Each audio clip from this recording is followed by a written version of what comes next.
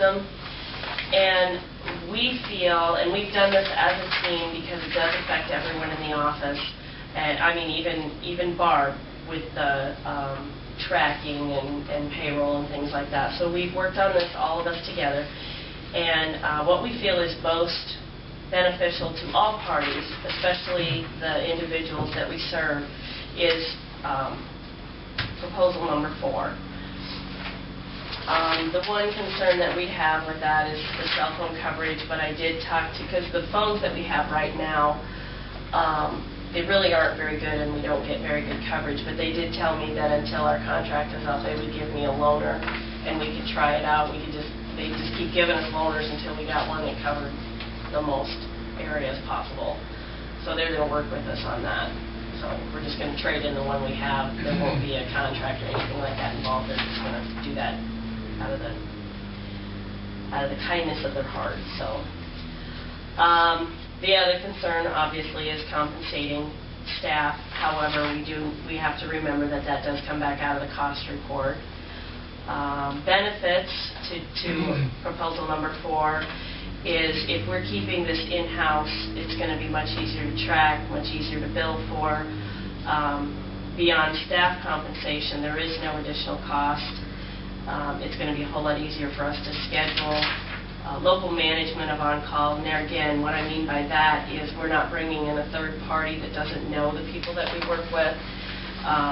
These people, we are at least, even if they're not on our caseload, we're at least going to be familiar because we do our case reviews twice a month, and even if we don't know them personally, we're going to be familiar with their case. It'll be a whole lot easier and much less time-consuming to set up than if we were to involve a third party. Again, no outside expenses or purchases necessary. And then I've already mentioned, too, that the TCM on-call is reimbursable through the TCM cost report. And so what we came up with for the yearly cost would be $5,200, and that's at paying an on-call staff $100 a week, and their on-call, that's a little more reflected in policy and procedure. That would be, I believe we said 16 hours on weekdays, every weekday, and then, of course, 48 hours on the weekend, and it's going to be from Monday at 4:30 until Monday at 8 o'clock, so it's a 7-day rotation.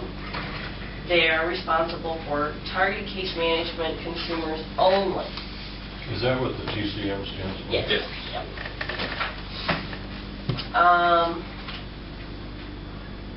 And I think, I mean, unless you have any questions about the policy and procedure or the proposal, I mean, that's basically it.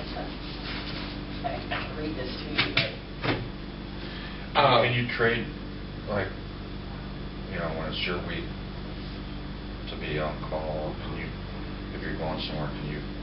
Yeah, we've all talked about that. And we're trying to spread the holidays out as fairly as possible, and then we're going to track holidays so that we're not going from year to year. So-and-so's on Christmas 4 years in a row. We're going to take turns with that, too. So, and I talked to Joe about what is the best way to pay for this, because initially we were thinking about, since it splits up to 13 weeks a person, what we kind of talked about is just add that to the salary or the annual pay, but she said that a better way to do it is in each payroll, which makes it a little more complicated, but Barb and I have already talked about that, and we don't think that's going to be a problem. That way you're not having someone on call 15 weeks, somebody else maybe on call only 9, and they're getting paid the same thing.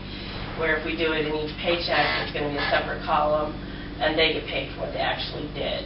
So you get paid $100 whether you get a call or not. And if you get a call, your time goes towards your comp time. What you actually do for service on call would just go into your comp time. I'm just not happy about this at all, as you know, and I know we're going to have to do it because it's a state mandate. I mean, I don't see any flexibility right now, but a couple different things. I was not able to go to our last mental health commission meeting, so I don't know if there was discussion about it last month because of the passing of my mother. But is this set in stone? It is not yet set in stone, but like what I told the IDA board this morning is because my cost report has to be done by June 1st and in, what I need to do is have this set up and in the cost report, and then if they decide after June 1st not to go through with it, then what I can do is an addendum cost report. But I would rather do an addendum after I've already got it in than to try and add it in later on. I'd much rather take it out than to try and put it in later. Because I don't, I guess I haven't seen the minutes from last month, but I was and still will offer my discomfort. As I understand it, there's still time for that, because I think I told you when we were visiting the other day that when they took it to the legislators, they wanted to know where the public comments,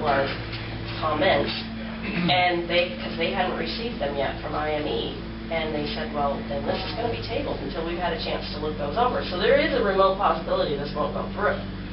IME has made it pretty clear, however, that they plan to push it through. So, but, you know, they may find out otherwise. I don't know. But this way we've got it in place and it's ready to go. So, like I said, I would gladly take it out in July. And that's it's hard to say when that rule will go in effect. Well, they're telling us July 1st. If it passes, it's July 1st, 09, and that's when it's the same time as the 15-minute. So we have to start doing it July 1st.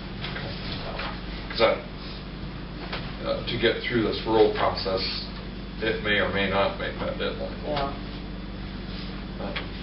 And obviously we wouldn't, I mean, we'll start it when they tell us to. We won't start it before that. So. How did our partners?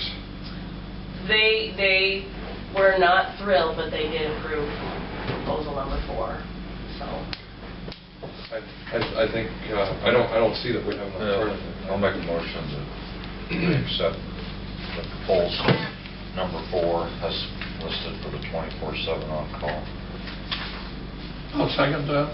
It's been moved and seconded that we approve the TCM 24/7 on call proposal number 4. All those in favor say aye. Aye. Aye. Motion carries. And I guess the other thing that I was going to tell you guys too is that one other thing we discussed was that I will track this for 2 months and come back and give you guys a report on how much we're actually using it. But what I would like to do before we make a lot of changes is give it 6 months, if that's okay with you guys, unless it's just real obvious after, say, 3 months. I think there's going to be zero contact. I really believe it. But at the same time, if it's mandated in the rules, we're not going to be able to. Well, and I guess what I was getting at is if we're just really not doing anything other than carrying the information in the cell phone, back it off so that they're still available, but there's not that much cost coming out of it. So I would truly think that's what will happen, and with the rule that the case managers cannot do direct service, I just can't see any. I just can't see any contact, and you have all those things worked out with the provider as part of their plan anyway. I came up with one rare circumstance that I could think of it actually happened when I was doing case management. I did get a call on a weekend. It was close to Christmas time, and that's where we kind of were looking at the 6 months, because to get through the holidays you might run into something like this. Again, pretty rare, but I did get a call from a consumer because they were having a problem with their provider. And so I could see where, in that case, they'd have to skip the provider and come to us. If they've been working with the provider, they're having an issue, and they need someone to help negotiate. But again, that's going to be rare. And I don't see that all these years. That's been a Monday through Friday contact, and I don't see the urgency or the idea that we're going to get them. Well, and that's just it. It wasn't an emergency.